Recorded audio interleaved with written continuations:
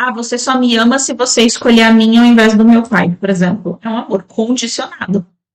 Senão não é amor, eu não aceito o seu amor se você fica do lado do meu pai. Mas, quando eu recebo o amor incondicional, aí significa que eu tô literalmente amando de volta incondicionalmente. O desenvolvimento do amor incondicional é um desenvolvimento que ele é uma das principais missões que a gente tem aqui no planeta, né? Então vamos lá para a gente voltar aqui. Nossa, como esclarecedor. Gratidão, gente, gratidão. Eu preciso muito desenvolver a bondade também. Não sou uma pessoa bondosa, eu acredito. Eu tenho certeza absoluta que você já sabe o que é a verdadeira bondade. Tenho certeza que você já desenvolveu muito da virtude da bondade. Talvez você não tenha mestria nela ainda, mas é uma construção, tá bom? Gratidão, Sônia, gratidão. Meus pais também querem que eu separe, mas eu acho que tenho dó, ou gosto muito dele, e não tenho coragem de me separar por achar que ele é doente. Tá, Jaqueline, ó, o mesmo amor de sacrifício é o amor do coitadinho, é o amor imaturo, tá? Esse é o amor, quando ele é um amor imaturo, ele é um amor de dozinha. Quando você tem dó da outra pessoa, pena da outra pessoa, vira uma alma penada. O que isso significa? Significa que você se acha melhor do que os outros, com maior amorosidade que eu posso, tá? Quando eu tenho dó da outra pessoa, dózinha, pena da outra pessoa, eu me afasto da verdadeira compaixão. Significa que eu olho para o outro como se o outro fosse pequeno, como se o outro fosse fraco. Ah, você é fraco demais, você não dá conta.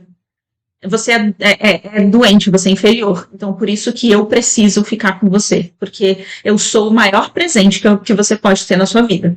Assim, sabe? Então, percebe a voz do ego? Então, nesse sentido, o que eu convido, né? Tô falando, de novo, com a maior amorosidade possível, tá? É que eu tô tentando ser transparente aqui para todo mundo. Quando você olha para outra pessoa e você olha para outra pessoa com dignidade e começa a olhar para outra pessoa e enxergar que a pessoa dá conta, que ela consegue, que ela é uma pessoa digna, forte e que é uma pessoa que literalmente ela é responsável por aquilo que está criando e olha para outra pessoa vendo o divino, ou seja, o eu superior dentro da outra pessoa também, é quando você começa a entrar num estado de compaixão, compaixão de Buda, ou seja, compaixão da fonte criadora, ser Deus, a porção, a virtude da compaixão manifesta divinamente aqui e agora. E o que realmente é ser compassivo, né? Do ponto de vista de Deus, se você olha do ponto de vista da fonte criadora, não existe um ser coitado. Todos nós somos seres de poder, porque todos nós somos Deus manifesto. Ou seja, o meu corpo, as minhas células de carbono que formam a minha pele, se eu explodo todas elas batendo uma na outra, vai sair o que do núcleo dos átomos? Vai sair quarks. E se eu bato muito os quarks um no outro, o que vai dar? Vai sair a teoria das cordas. O que são teoria das cordas? A teoria das cordas é, imagina um violão, onde você toca uma corda, por isso que esse é o nome da teoria das cordas. Imagina um violão que você toca, e ele tem uma vibração, que essa vibração, ela se espalha. Então, é a mesma coisa, ou seja, energia e vibração. Nesse sentido, o que existe que realmente é sólido? Nada. Então, todos nós somos parte da fonte criadora, todos nós somos Deus manifestos, em diferentes formas, em diferentes perspectivas. Então, não existe uma pessoa que é coitada, uma pessoa que é incapaz. Todas as pessoas, elas são pessoas divinas, são pessoas fortes que conseguem, que são dignas. E muitas vezes a própria pessoa, por uma questão de escolha, ela se coloca nesse lugar de vítima. Ela faz esse teatro de ser a vítima no sentido de ela faz esse teatro, não quer dizer que a pessoa está fingindo ou que ela está mentindo, não é isso que eu estou dizendo. Ela participa ativamente do teatro da vida onde ela está nesse lugar, tá? Por quê? Porque ela está aprendendo muitas coisas naquele lugar. Só que, à medida que ela entende que ela não precisa mais aprender através da dificuldade, da dor, do sofrimento, da violência, ela vai saindo desse lugar de vítima. Quando ela perde os ganhos atrelados a estar nesse lugar constantemente, né, da vítima. E aí ela vai soltando todo esse processo, né? E ela vai saindo. Então, a pessoa, ela não... às vezes, tem uma coisa que acontece muito que eu acho curioso. É a pessoa que ela realmente acredita que ela não tem o que fazer. Eu vou dar um exemplo, eu estava até conversando com o André esses dias. Eu vou dar um exemplo das minhas unhas, tá? Eu roí as unhas por muitos anos. Muitos, muitos anos. Eu roí. E aí, quando eu comecei a tentar tratar esse processo de roer as unhas com mais afinco, no começo vinha para mim uma consciência de eu não tenho o que fazer. Eu não tenho controle sobre isso, eu não tenho o que fazer, eu não tenho como resolver. Só que essa consciência, ela estava cristalizada, de que não existia uma forma, que eu era impotente em relação a isso. À medida que eu fui trabalhando esse aspecto do roer as unhas, é quando eu fui trazendo uma consciência de que eu tinha poder sobre aquilo. Ou seja, que eu não estava impotente, que eu tinha como resolver. E essa consciência é a mesma consciência que, às vezes, a gente tem sobre outros aspectos. O meu caso, o meu aprendizado foi relacionado às unhas, só que tem gente que aprende isso com dinheiro. Olha para as finanças, olha para o trabalho, olha para a questão financeira e se sente o quê? Impotente.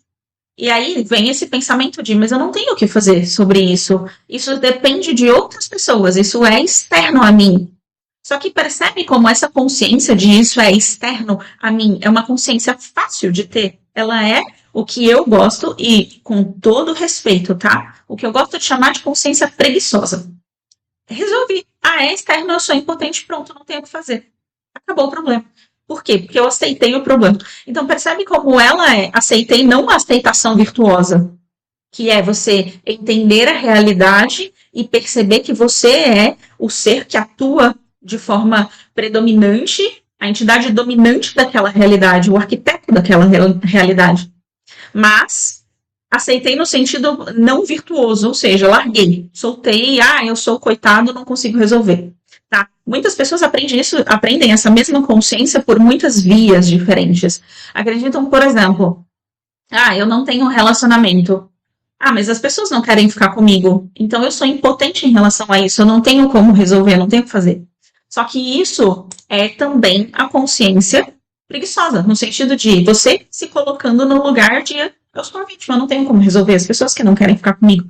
Só que vamos perceber que, da mesma forma que você vai construindo aos poucos uma consciência de você enquanto arquiteto da sua realidade, você enquanto ser de poder, você enquanto um ser que possui o seu eu superior, ou seja, que é a manifestação divina de Deus. Então você começa a perceber que sim, que você tem poder para atuar naquela sua realidade.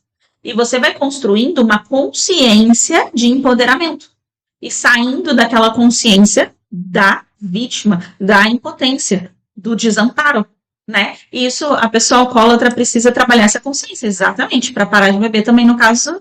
Sim, exato. É exatamente isso. Pessoas que possuem vícios, no meu caso, roer as unhas era um vício. Não era mais um hábito, já era um hábito sequestrado pela lei da natureza. O que isso significa? Significa que eu dava por consciência quando eu já estava roendo as unhas. Eu não percebia quando eu começava o processo. Eu percebia quando eu já estava no meio do processo. E aí eu ficava frustrada comigo, porque, cara, como que é a minha mão e a minha boca? Eu não consigo controlar isso. Era um estado hipnótico, ou seja, era um vício.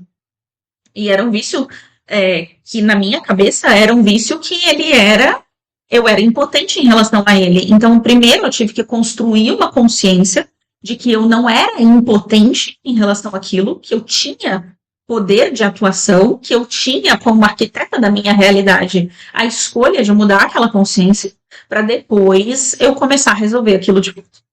E quando você pensa, eu gosto de usar o dinheiro como exemplo, porque ele é muito didático, porque ele é tangível, ele é físico, ele não é filosófico.